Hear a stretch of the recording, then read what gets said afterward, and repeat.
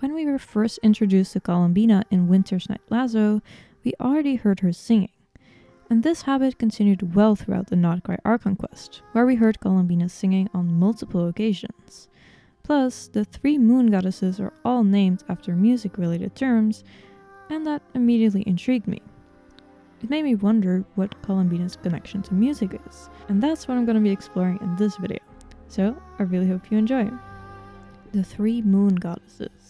As I said, all 3 moon goddesses have music-related names: Aria, Sonnet, and Canon. Considering all 3 of them have these names, I figured it could not be a coincidence. I tried to find more information about the 3 goddesses in-game, but honestly there's not that much to go off. Besides the book Moonlight Bamboo Forest, which describes the sisters as daughters of prose and song. Regardless, I'll try my best to explain the terms in relation to each individual goddess. An aria is a solo vocalist part with musical accompaniment, and they're most prominently found in operas. Interestingly enough, Columbina has a voice line where she says, "My story is like an opera played in reverse." Since an aria is a solo part, it can be linked to the fact that Aria was the first moon goddess. She reigned over the eternal moon, which is the oldest and largest moon. Albeit probably for a brief time, she was the only moon in the sky. A sonnet is a rhythmic poem. They're not always accompanied by music, but since they have to be read out in a certain way, sonnets are still considered musical. Sonnets can have various topics, but most of them are about love or dedication or just about somebody that you care about, which I think fits her character pretty well as the iridescent moon. Out of the 3 sisters, Sonnet stayed the most loyal to Nibelung and was always against the invasion of the heavenly principles. Lastly, Canon, the frost moon, which is most linked to Columbina as she was born from it. In music, canon is basically a technique where a motif is imitated by other voices or instruments. I think this is very fitting for the relationship between Columbina and Canon, but it also relates to the dynamic between the Frost Moon Scions and Kutar. After Canon passed away, Columbina took her place as the new moon goddess, and the Scions worshipped her as such. But unlike Canon, Columbina was rejected by the world and was not able to use her powers to their full extent. In that sense, she was basically imitating Canon. Columbina's habit of singing can also be linked to the goddesses. In one of her voice lines, she states, "I love telling stories to the Kuhenki, and I love to sing. There's a blank space in my life that has existed since before I was born, and has shadowed me since. My story was incomplete from the start, so I've learned to use other stories to fill in the gaps. It's like painting a picture. I sketch the outline with words and color it in with song." So she's basically singing to fill up her missing prologue, and the moon goddesses are of course an important part of this. So that can't be a coincidence. Columbina's lullaby. Columbina Hyposelenia is obviously not a music term, unlike the names of her sisters, but there's still some other ways to connect her to music. Her name has 2 links. Columbina means little dove, and it's also a type of dove found in South America and Mexico.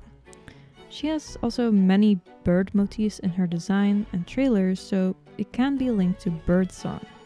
And in context of the Fatui, Columbina's name comes from the stock character Columbine, who was sometimes shown as a dancer between acts in Commedia dell'arte theater. These are, in my opinion, not the strongest connections, but they kind of contribute to her association with music. Then, of course, we have Columbina's lullaby. This is probably her closest link to music, as it's brought back continuously within the Archon quest and her Selenic chronicles. This lullaby can be linked to her role as the moon goddess who watches over Tevat. I think it can be seen as Columbina singing Tevat to sleep, especially because she was also singing in the part of the Archon quest where Traveler and Columbina go to the moon. In the scene, she took off her eye mask and actually gazed onto the planet for the first time, and then she was also singing, as if singing a lullaby to the entirety of the planet. When Columbina came back from the moon's reflection to help us defeat Dottore, the music in the background also changed. In general, I think the background music was super fitting the entire Archon quest, even more so than in previous quests.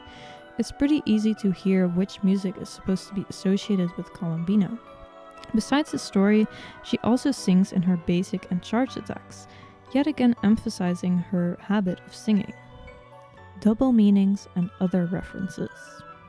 As I mentioned earlier, a canon is a composing technique where a melodic theme is imitated by other voices. However, this imitation does not need to be exactly the same as the initial theme. There can be variations, and one of these variations is called a retrograde, and it means that the theme is played or sung backwards, just like how Columbina can move through time backwards, unlike Canon, who doesn't have this power. That power is exclusive to Columbina, so Canon is basically the unchangeable leader theme, while Columbina is a variation of the theme that can move backwards. Another thing I noticed is that the moon goddesses all have distinctive voices, where Sonnet's voice sounded higher and the other two sounded lower, but still different from each other. I'm not entirely sure if that's intentional, but for me it added to the feeling of harmony when the 3 lunar powers are brought together and bestowed upon Columbina. It's like the 3 moon goddesses are able to come together in one harmony, one that Columbina has to carry. Fittingly, one of the things Canon tells Columbina before she disappears is, "We were the song sung for eternity, and now it is you who must continue to sing." I also wanted to point out some more places where Columbina's motif can be found, as it's practically everywhere. I already pointed this out in the YouTube short I uploaded last week, but in her trailer, for instance, the motif is distorted and a bit dissonant when Dottore is playing it on the piano. There's also more interesting music in the weekly boss with Dottore. I saw an Instagram post that pointed out that there's both a male choir and a female choir.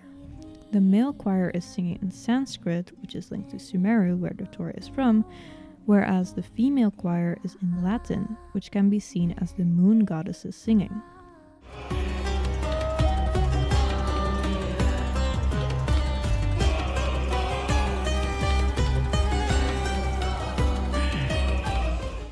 In the theme in the Archon quest, the lullaby melody can be heard again throughout the more intense battle music.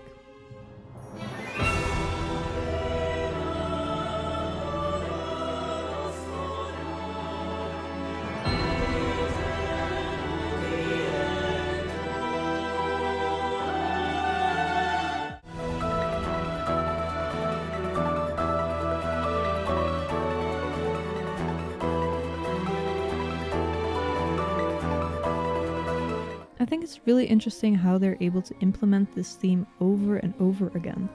It's subtle, but it's there once you look for it. I really hope you enjoyed this video, even though it's a bit on the shorter side. I talked about a lot of different things here, but it's clear that Columbina definitely has a strong connection to music, and that her lullaby plays an important part. Thanks so much for watching, bye bye!